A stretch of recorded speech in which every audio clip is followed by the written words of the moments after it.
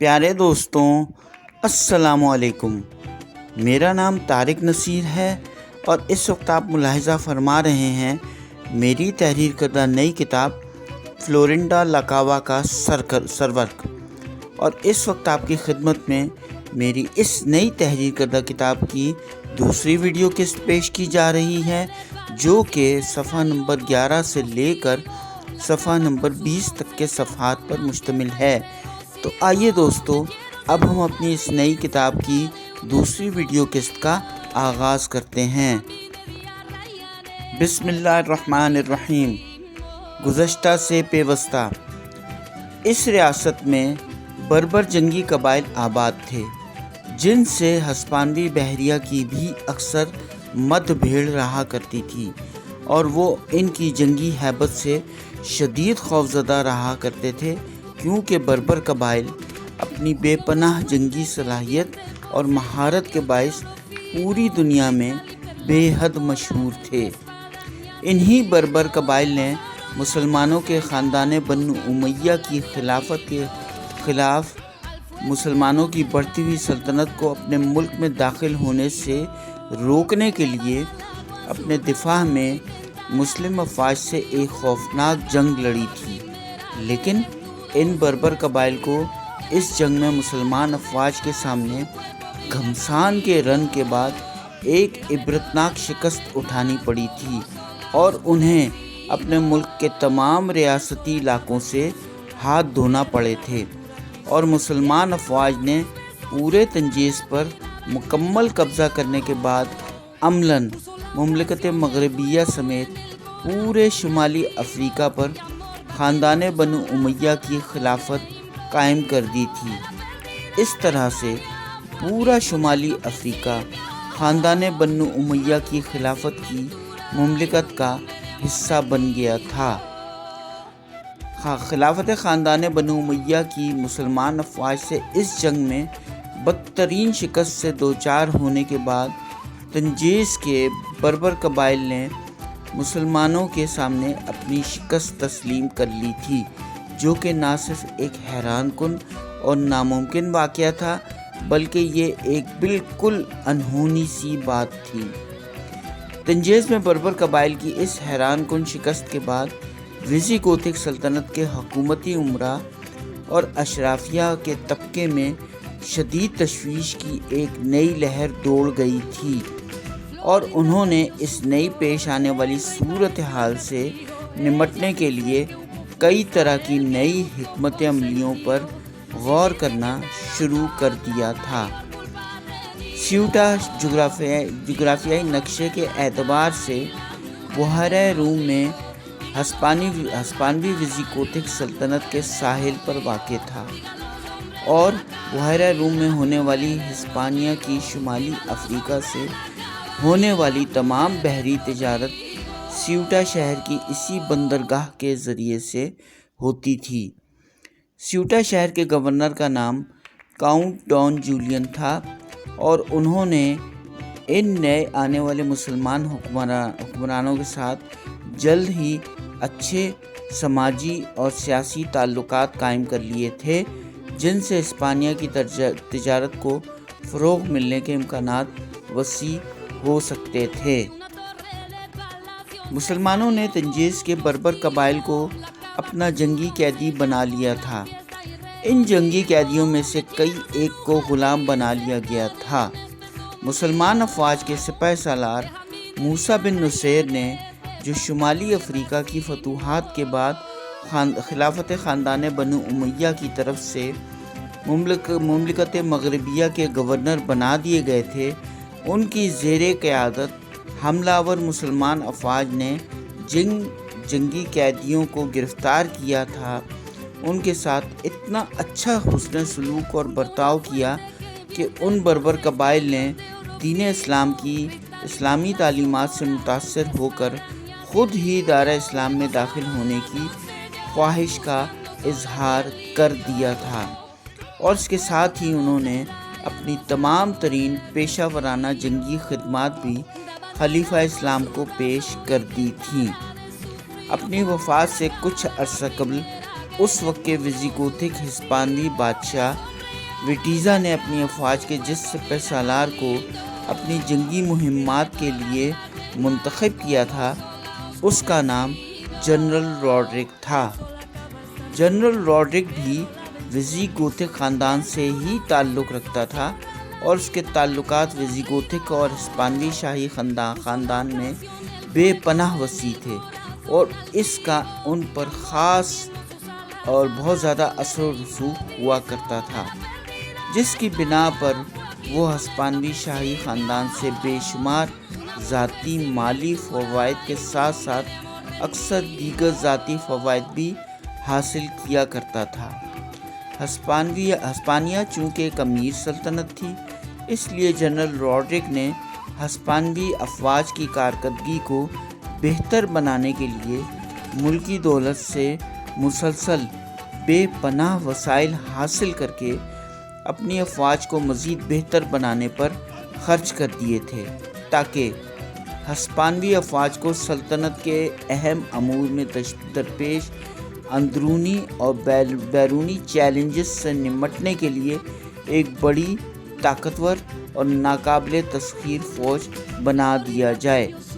جو کہ پھر بھی ایک طاقتور فوج نہ بن سکی۔ البتہ اس کی تعداد میں بے تحاشا اضافہ کر دیا گیا تھا، کیونکہ ہسپانوی افواج سلطنت کے مختلف طبقوں، امراء اور نوبلز کے درمیان تقسیم در تقسیم کا شکار تھی اور ان کے احکامات کو ماننے پر مجبور تھی۔ دوسری بات یہ بھی تھی کہ ہسپانوی افواج مختلف جنگی محاذوں پر مسلسل جنگی مہم جوئیوں سے تھک گئی تھی، جن میں سے انہیں کئی اہم محاذوں پر شکست کا سامنا بھی کرنا پڑ رہا تھا۔ ان تمام خوبیوں کے باوجود پھر بھی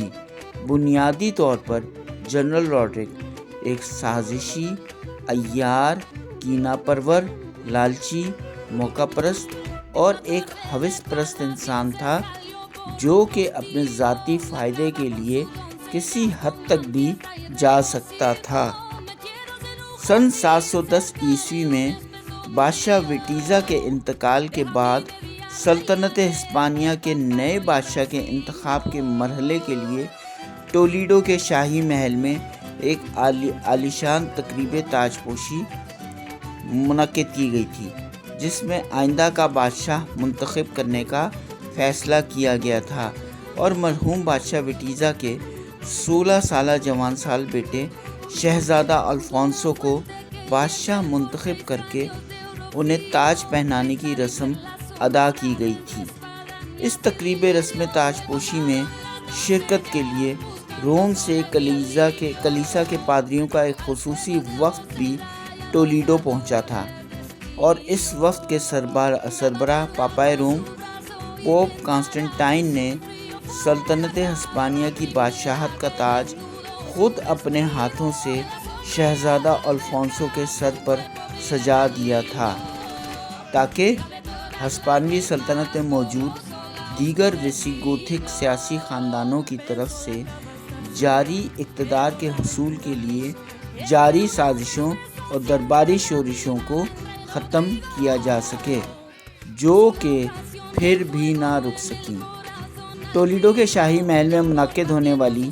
اس اہم ترین شاہی تقریب رسم تاج پوشی میں ہسپانیہ کی افواج کا سپہ سالار جنرل روڈرک بھی شریک ہوا تھا۔ جنرل روڈرک نے اس تقریب میں شرکت شاہی مہمانوں کے ساتھ اپنی گفتگو کے دوران کئی بار اس خدشے کا اظہار کیا تھا کہ اس نوجوان بادشاہ میں موجود محلاتی سازشوں اور جنگی حالات سے نمٹنے کی اعلیٰ معیار کی فیصلہ کرنے کی کوئی صلاحیت موجود نہیں ہے، اس لیے ان حالات میں کسی زیرک اور اعلیٰ مرتبت ویزیگوتھک گورنر یا کسی اور شاہی فرد کو ہی بادشاہ نامزد کرنا چاہیے، جس پر اس شاہی تقریب میں شامل بیشتر شاہی مہمانوں نے جنرل روڈرک کی اس تجویز کی سختی سے مخالفت کی تھی اور انہوں نے اپنے اس معاملے پر اپنی ناپسندیدہ رائے کا اظہار کیا تھا۔ اس رسم تاج پوشی کی تقریب میں شرکت کے لیے سیوٹا کے گورنر काउंट डॉन जूलियन और उनके ख़ानदान को खसूसी दावतनामा जारी किया गया था और स्यूटा के गवर्नर काउंट डॉन जूलियन की प्यारी बीवी मोनिक लैंगे और उनकी प्यारी बेटी डोना फ्लोरिंडा भी उनके हमरा इस पुरमसरत तकरीब रस्म ताजपोशी में शरीक हुए थे। ताजपोशी की रस्म की अदायगी के बाद काउंट डॉन जूलियन तकरीब में शरीक दीगर शाही मेहमानों के साथ घुल मिल गए थे और उनके साथ महवे गुफ्तगू हो गए थे और अभी वो इस गपशप से लुत्फ़ अंदोज़ हो ही रहे थे कि इस दौरान अचानक ही उनके दरमियान जनरल रॉड्रिक आ धमका। जनरल रॉड्रिक ने जब अपने सामने काउंट डॉन जूलियन की खूबसूरत और जवानसाल बेटी डोना फ्लोरिंडा को अपने सामने खड़े हुए देखा तो उसके बेपाया हुस्न को देखकर जनरल रॉड्रिक की आंखें खैरा हो गईं। फिर जनरल रॉड्रिक ने डोना फ्लोरिंडा के मुतासिर कुन हुस्न को देखकर नहायत बेबाकी के साथ ही डोना फ्लोरिंडा के वालिदैन के सामने ही उसके बेपाया हुस्न की तारीफ़ें करना शुरू कर दी,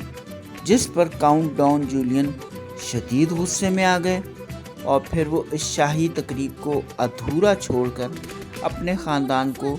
टोलीडो से लेकर स्यूटा की तरफ वापस रवाना हो गए। इस शाही तकरीब के इख्तिताम और रस्म ताजपोशी के जश्न के ख़त्म होने के बाद शाही महल के आदाब और उसके तकाज़ों को बरकरार रखते हुए काउंट डॉन जूलियन की बेटी डोना फ्लोरिंडा को उसके तालीमी सिलसिले के मराहिल मुकम्मल करने के लिए महल में वापस आने के लिए शाही महल से आने वाला एक सरकारी हिदायतनामा मौसूल हुआ और इस मकसद के लिए शाही महल से खुसूसी बग्घी स्यूटा रवाना की गई ताकि वो डोना फ्लोरिंडा को बाहिफाजत शाही महल तक वापस ला सके। अभी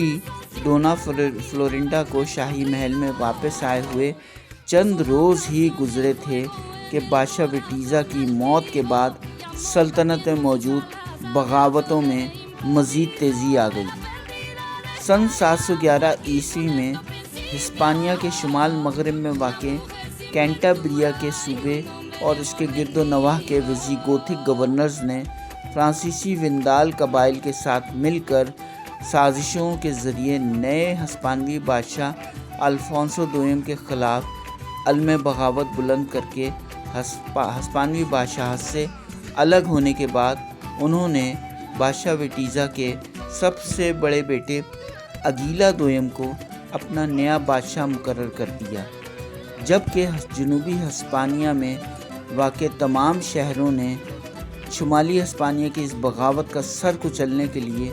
जनरल रॉड्रिक की क़यादत में नौजवान बादशाह शहज़ादा अल्फांसो के ख़िलाफ़ भी अलम बगावत बुलंद करते हुए नौजवान बादशाह अल्फांसो स्वयं की बादशाहत का तख्ता उलट दिया और उसे माजूल करके शाही महल पर कब्ज़ा करने के बाद अपनी अफवाज के ज़रिए बज़ोर शमशीर पूरे टोलीडो पर कब्ज़ा करके ख़ुद हस्पानवी सल्तनत का बादशाह बन बैठा। इसके फ़ौरन बाद जनरल रॉड्रिक ने हस्पानवी सल्तनत के शुमाली इलाकों में बगावत की बेखुनी के लिए अपनी अफवाज रवाना कर दी, जबकि वो ख़ुद शाही महल में ही रुककर सल्तनत के इख्तियारात अपने कब्ज़े में लेने की कोशिश करने लगा। बादशाह बनने के बाद जनरल रॉड्रिक ने अपनी खूबसूरत बीवी एगिलोना को भी शाही महल में मलका की हैसियत से बुलवा लिया और तमाम उमरा और अशराफिया के बच्चों को हुक्म दे दिया कि वो अपने नए बादशाह और मलिका के अहकामात को बजा लाएं और उनकी तामील करें। जनरल रॉड्रिक की बीवी एगिलोना का ताल्लुक़ रोम के एक मशहूर और मारूफ दौलतमंद और इज़्ज़तदार सियासी घराने से था और जनरल रॉड्रिक ने एगिलोना से ये शादी मुहिज़ उसकी दौलत और उसकी खूबसूरती को देखकर ही की थी। जनरल रॉड्रिक के नए बादशाह बनने के बाद उसकी तरफ से शाही महल में ज़ेर तालीम बच्चों के बारे में इतने सख्त अहकामात आने के बाद हुकूमती उमरा اور اشرافیہ کے خاندانوں میں خوف کی ایک نئی لہر دوڑ گئی تھی۔ ہسپانیہ کی تاریخ کے ان دشوار گزار، پیچیدہ اور مشکل ترین حالات کے اس دوران ایک ایسا واقعہ پیش آیا جس نے آگے چل کر نہ صرف یہ کہ ہسپانیہ میں ویزیگوتھک سلطنت کا خاتمہ کر دیا، بلکہ پورے ہسپانیہ پر مسلمان افواج کا قبضہ ہو گیا۔ جاری ہے